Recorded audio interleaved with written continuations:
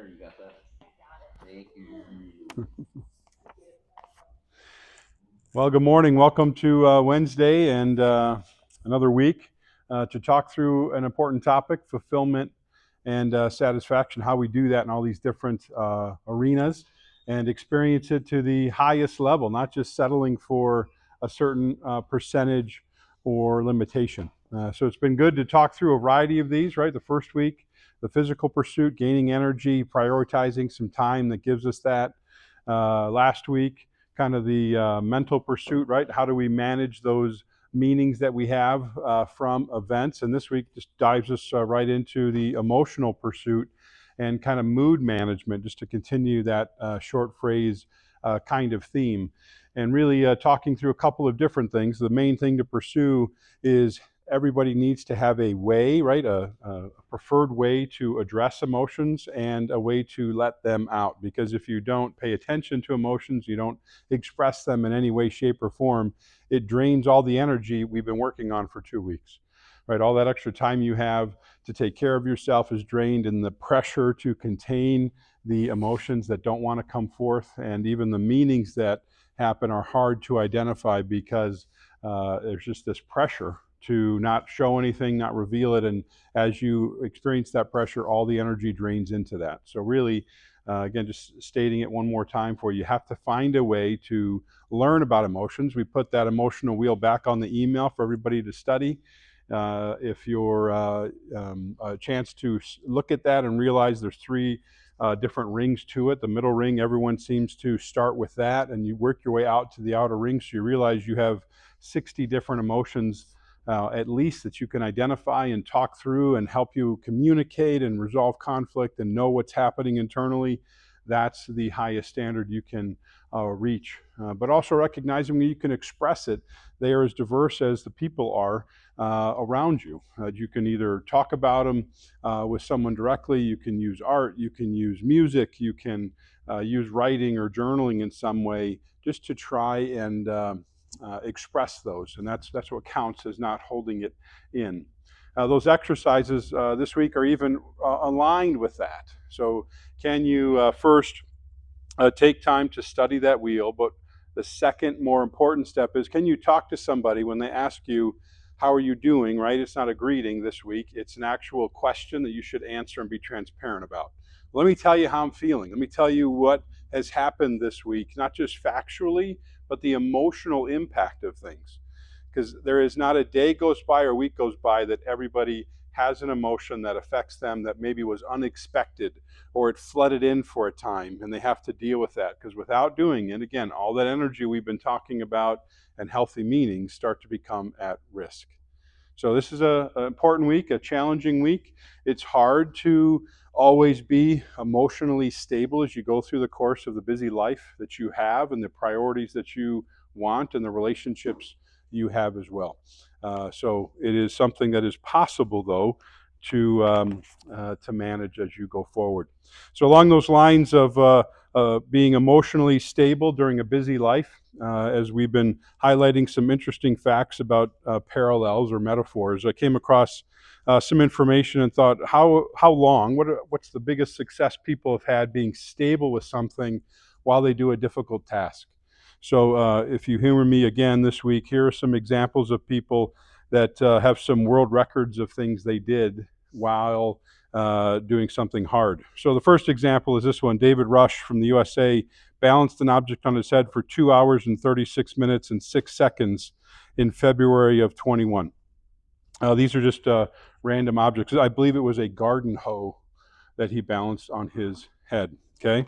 Ash Randall from the UK controlled a football with the soles of his feet while on the roof of a moving car for 93 seconds in November 15th of 2014. Now, some of these people are really bored or desperate to get into the, Guinness Book of World Records, and they're not always smart. Here's an interesting one. 16-year-old Saul Hafting from Canada solved the Rubik's Cube 211 times while bouncing on a pogo stick. Again, really hard to do some of these tasks while in motion, kind of like what we're doing. Here's the whole one. A record set for balancing a hoe on the nose was 1 hour and 41 minutes. All right. Yeah. Oh, on the nose. There you go. There's your phrase for the day. Okay. One that we appreciate around here, Dr. Thiena Ho in Vietnam held a static wall sit for 11 hours, 51 minutes, and 14 seconds. Right. No, thank you, Bill says. That's good. And the last one, I cannot say this name. Something Seshu Babu in India stood still for 35 hours and 22 minutes. Yeah. Standing still. Standing still. This is hard, right? So, emotionally stable, wild, living with a busy life. Just some humorous examples of people holding something still for an extended period of time that is very, very difficult. And it's that just reminder that not letting some emotions out when they really need to come out can be just as challenging as that hoe on the nose kind of thing. Okay? Some questions that lead us into more discussion this week is here's a question for you. When you grew up, the people you grew up around or entered adulthood, okay, how did they handle emotions? What were their examples? Good, bad, and do you know why? Like, what were the examples set around you? Are you in the house? Where's the talk about spectrums? Are you in the house where, like, emotions are not shown no matter what? We're all poker face, we're all happy all the time, nothing bad ever happens. Or are you on the other side where you were tired of the chaos of emotions kind of thing? There was no filter, no control, no nothing. So there's the range. And where did you fall? Where was the home you grew up in this way? Everybody has somewhere on that line. Were you somewhere in the middle, maybe? That's possible too. Middle? Closer to no emotions? It's like a big gas gauge, right? Which way did you fall, depending on what's going on? Maybe it depended on the life stage you were in. When life got stressful, then everybody shut down. When it was, good and pleasant, it was the other side. But there's usually a spot people can identify in that question and be thinking about it. Because here's the takeaway, right? They set the example for you that you probably were heavily influenced by, whether as a young growing up in the family or entering adulthood. That's what you started life with. It doesn't mean you're still there, but it has a significant impact on probably how you interact with others now and what you think of emotions now. So find out, were you in the poker face side or were you in the chaos, no filter side? It becomes something to really realize when you're struggling with emotion, or your default might be to not express them, show them, or whatever else. And that's where you have as a chance now as an adult to start to rescript that and do something different, set a different example. The second question, perhaps is a little bit easier, is what is your preferred way to express some of those emotions that come forth for you? Is it maybe taking some time away to read? Is it talking about it? Is it journaling? What is the way that you express some of those tensions inside or the great things that you have inside? What's your preferred way to let that emotional expression come forth? What would it be? Everybody needs one. Talk to friends. One I like a lot. That assignment this week, talk to somebody about how you are feeling. Others? Any artists, right? Build things, create things, draw things, paint things. It's a great way to do it too. I mean, there's art therapy in my world. People use that to be able to create things and express things. Goes a long way. Any others? Have your own. Know what yours is. Talking, creating, anything but stuffing and avoiding. Now, I'll talk about it here at one of the final comments. I'll just start with it actually. For a time, it is okay to be quiet about an emotion, right? So you can figure it out, so you can understand it, so you can make sense of what am I actually feeling here.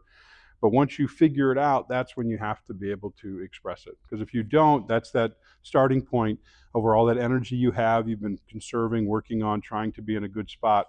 It starts to be redirected toward containment versus expression. So seek to express those things so you're not wasting all of that energy. Because when you don't have the energy you need, your physical body is going to struggle. It's where people talk about GI issues, or they have high stress, blood pressure goes up, their face looks terrible because they are just exerting so much to contain things. Second, one of the last comments here, any emotion on that emotional wheel should not be feared. Emotions are neutral. What we do with them really starts to make it healthy or bad. So if there's at least 60 on that wheel, know them, be able to talk about them, identify them, because emotions should not be feared. And if you find yourself fearing expressing emotion, maybe you grew up on the side where emotions are poker faced. You should never show those things. And then finally, high energy emotions are always okay, but how we cope with them or manage them is really what's going to matter. There are significant events through life where there's just going to be this flood of intense emotions. Easiest ones are anger, sadness, feeling mad. Those are all going to be ones that really get uncorked in a significant way.